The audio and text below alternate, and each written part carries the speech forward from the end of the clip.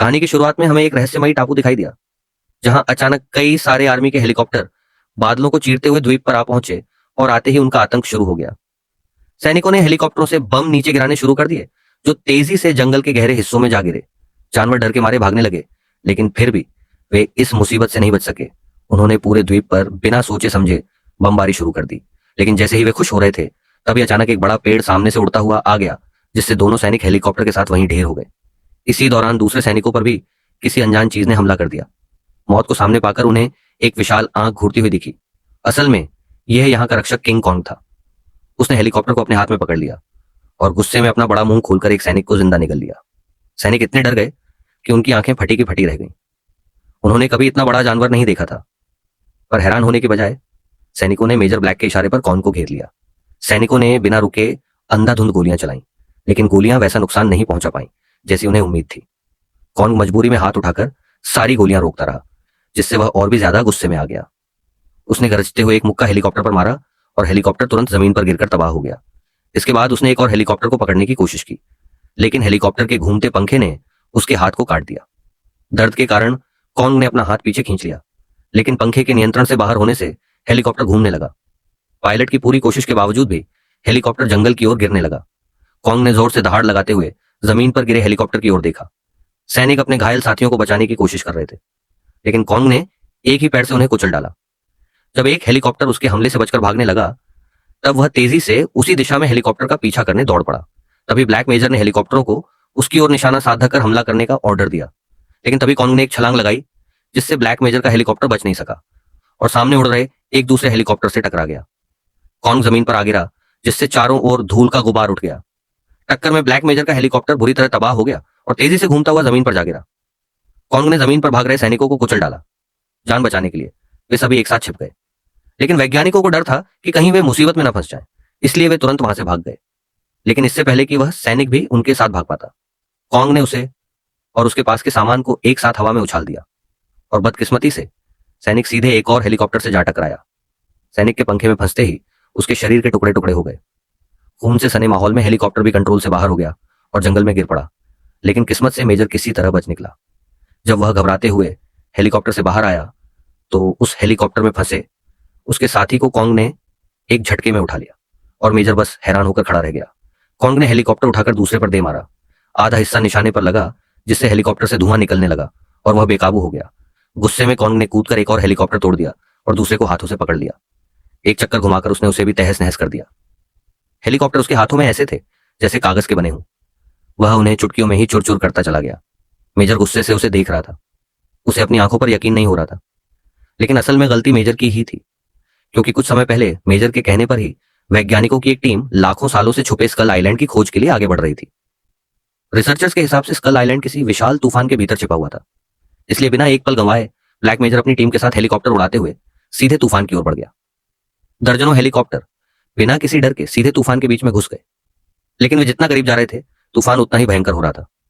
जैसे ही हेलीकॉप्टर तूफान में घुसा, सामने अंधेरा छा गया। हेलीकॉप्टर का नियंत्रण खो गया और सभी उपकरण काम करना बंद कर दिए।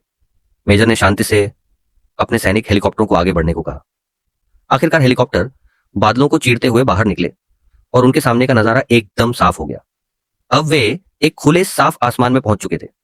बाकी हेलीकॉप्टर भी धीरे धीरे बादलों से बाहर निकल आए और उन्होंने एक रहस्यमयी द्वीप खोज निकाला। यही वह खुफिया द्वीप है जिसकी सरकार हजारों सालों से खोज कर रही थी। दूर दूर तक पहाड़ियां फैली थीं और नजारे बेहद सुंदर थे। हेलीकॉप्टर छोटे छोटे द्वीपों के बीच उड़ रहे थे और सभी इस सुंदर जगह को देखकर बेहद खुश थे। लेकिन जैसे ही एक हेलीकॉप्टर पायलट ने कुछ बम गिराए, तभी धमाकों ने पूरे द्वीप को हिलाकर रख दिया और सोया हुआ किंग कॉन्ग भी जाग गया। कॉन्ग के जबरदस्त हमले के बाद उसने सभी हेलीकॉप्टरों को गिरा दिया और फिर वह चुपचाप गायब हो गया। हेलीकॉप्टरों के अलग अलग गिरने से सैनिकों की टुकड़ी 3 हिस्सों में बिखर गई। ब्लैक मेजर ने अपने बचे खुचे सैनिकों को इकट्ठा किया और कसम खाई कि वह मारे गए भाइयों का बदला जरूर लेगा। वही मौत से बच निकली। दूसरी टुकड़ी वैज्ञानिकों के साथ द्वीप पर चल रही थी। तभी अचानक पानी की सतह पर हलचल हुई। एक विशाल जलीय भैंस धीरे धीरे पानी से बाहर खड़ी हो गई। वह जोर जोर से सांस लेती हुई धीरे धीरे सबके पास आने लगी, लेकिन उसने डरे हुए लोगों पर हमला नहीं किया, बल्कि सबको कुछ पल देखने के बाद वह मुड़कर धीरे धीरे पानी के बीचों बीच चली गई।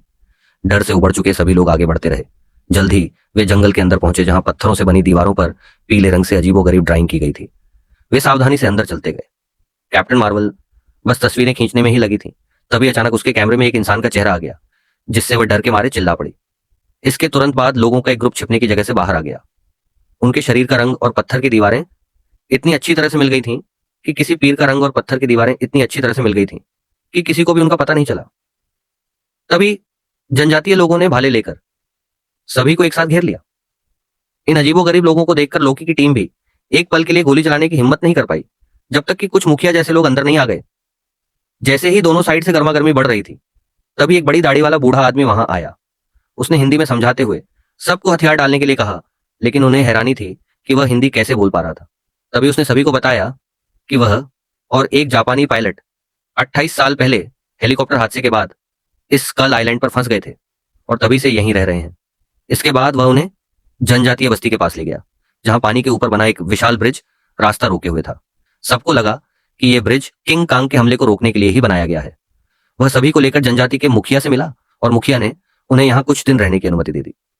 इसलिए वह लोकी की टीम को जनजातीय लोगों के पवित्र स्थान पर ले गया, जहां कतार में पत्थर के खंभे जमे हुए थे।